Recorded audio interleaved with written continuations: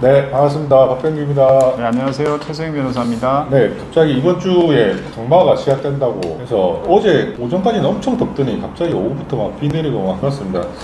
오늘은 거의 7월달 되고 보통 대한민국이 태풍이 1년에 뭐 한 두 개 정도는 기본적으로 오니까 요거 관련돼가지고 시기적으로 하면 좋을 것 같아가지고 가져왔습니다. 간단하게 내용이 뭐냐면 사건 2016 가소의 570497 사건이고 그 아파트 복도에 있는 그 창문이 태풍에 의해서 떨어져 나갔고 그 주차되어 있는 차량을 파손을 한 사건이고 그래서 우선 보험사에서 먼저 차량 주인한테 이제 보상을 하고 그 다음에 아파트 입주자 대표회의의 그 관리소에 대한 책임을 물은 재판입니다. 간단히 이게 뭐 태풍 많이 오고 해서 아파트 유리창 이런 게 떨어지는 경우가 왕왕 있죠. 이럴 때 자동차 보험에서 보상받기도 하고 이런 게 나오는데 그 기본적인 법리가 어떻게 되는 겁니까, 변호사님? 이걸 왜 아파트 입주자 대표회의한테 보험사는 책임을 물었을까요? 그게 이제 우선 어쨌든 내 차량이 자기 차량 손해가 있죠. 자동차 보험에는. 네. 자기 차량 손해 보험금 지급 사유에 낙하, 그 다음에 침수. 그러니까는 이제 자기 차량 손해 지급 사유액은 보통 약관이고요. 그 다음에 특별 약관에는 자기 차량 확대, 확장 손해 특별 약관이 있죠. 그러니까 지급 사유가 좀 늘어납니다. 그러니까 홍수로 인한 경우나 다른 차량과 그 다른 물체와의 충돌이라든가 이런 경우는 특별 약관에서 보험금 지급 사유로 만들어 두고 있고 보통 약관은 그냥 다른 차와의 충돌, 그 다음에 침수 사고라든가 이 부분은 별도로 있진 않아요. 그러니까 두 개를 보통 다 들죠. 그러면 여기에서 강풍에 의해서 유리창이 떨어져 가지고 주차해 있는 자기 차량들 손해를 입혔다 그러면 손해보험이잖아요. 그러니까 일단은 손해보험에서는 손해를 실제 손해액을 지급해 줍니다. 보험사에서.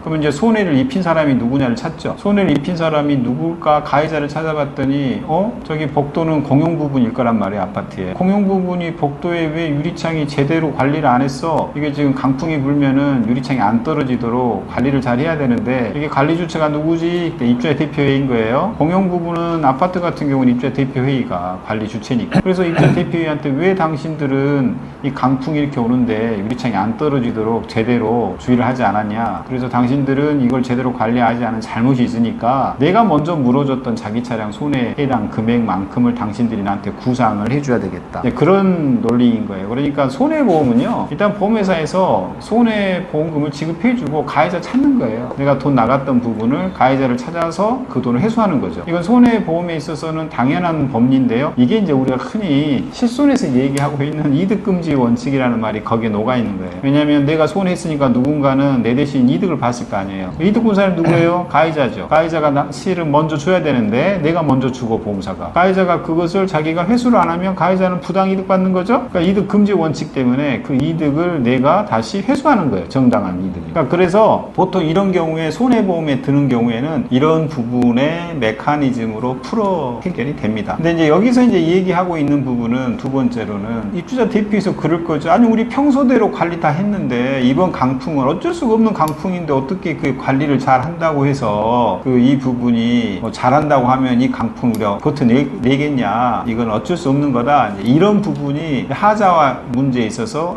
나는 다 잘했다. 할 거 다 했다. 뭘 할 거 다 했냐? 아직 더 해야 되는데 제대로 하지 않았다. 이런 싸움이거든요. 근데 이제 이 판결내는 그런 내용이에요. 아니 우리가 태풍이 한두 번 오냐? 매번 오면 충분히 예상할 수 있었으니까 이 강풍 정도는 통상 오는 태풍의 부분이니까 그걸 잘 예측해서 관리를 잘해야지 뭐 갑자기 느닷없이 평소에 있지도 않았던 태풍이 갑자기 온 것도 아니지 않냐? 그러니까 어쩔 수 없다는 말 하지 마. 이런 말입니다. 그러니까 이제 왜 그러면 어쩔 수 없다란 말 마라. 그러면 어쩔 수 없냐? 어쩔 수 있었는데 너네들이 게을리해서 제대로 관리를 하지 않았다. 이 부분은요. 사실은 여러 가지 상황에 대한 판단의 문제. 그렇잖아요? 그러니까 구체적으로 따져보고. 그래서 보통 늘 하자에 관한 부분이 있었다 없었다라고 하는 부분은 두 가지. 무슨 하자가 있었냐? 이 부분은 잘 관리해도 어쩔 수가 없었다. 이 부분이 항상 상대방 측에서는 나올 수밖에 없는 논리고요. 이 판례도 마찬가지로 그런 거예요. 그래서 무슨 가해자 태풍이 오늘 처음이고 듣도 보도 못한 것이냐? 맨날 우리가 여름철이나 가을철에 오는 게 태풍인데 그래서 그걸 이미 알고 있어서 강구를 제대로 해야지 강구도 안 해놓고 어쩔 수 없었다는 둥 우리가 관리를 아무리 잘해도 이런 태풍은 보기 드문 거여서 물론 이례적인 건 있겠죠. 있지만 보통의 경우에 모든 것을 다 그렇게 이제 이례적인 거다 어쩔 수 없었다 이런 식으로 하는 부분으로 주장들을 한다는 소리죠.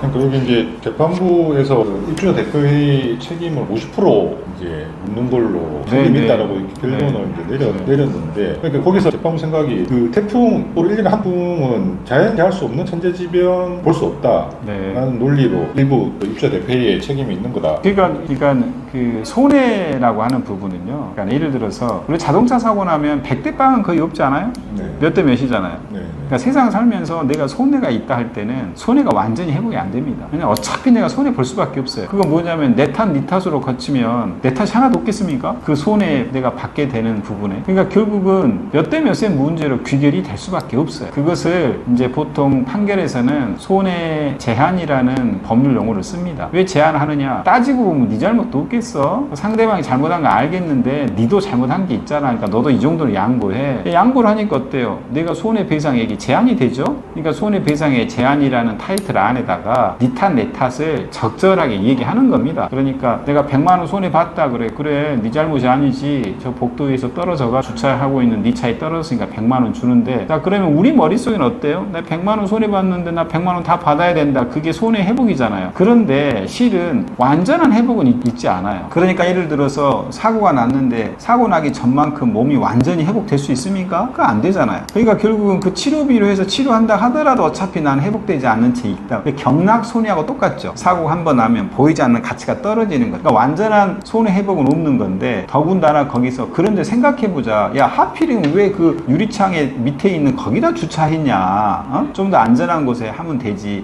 이런 거 따지기 시작하면 몇 대 몇으로 구분이 되겠죠. 그러니까 결과적으로는 보이는 손해가 이렇게 분류가 되는 거예요. 그래서 항상 손해배상의 문제에 있어서는 니 탓, 내 탓의 몇 대 몇의 문제가 결과적으로 마지막에 그 부분을 거쳐서 현실적으로 내가 받는 손해액이 얼마다라고 나오고 그 금액을 받게 된다. 그런 과정이 필히 있게 된다. 어디에서? 손해액 산정에 있어서 그래. 그래서 그 부분은 마치 과시상계하고 비슷하죠. 그렇게 이해하시면 됩니다. 오늘은 좀 짧게 하겠습니다. 지금 태풍이 오던 시기고 또 장마라고 지금 계속 저번 주부터 이야기가 나왔고, 혹시 차량 주차하거나 이럴 경우에 꼭 창문 같은 거 꼭 단속 잘 해서 주차를 하시기 바랍니다. 나중에 혹시 이제 창문이나 열어놓고 비가 들어가서 차량에 문제가 생기면 보험사 또 면책 보상 네. 받을 수도 있기 때문에 네. 이 부분 좀 체크를 하시고, 네, 오늘은 요 손해배상 책임 관련 법리하고 이런 게 어떻게 그냥 돌아가는지만 네. 간단히 살펴봤습니다. 여기까지 하겠습니다. 네, 감사합니다.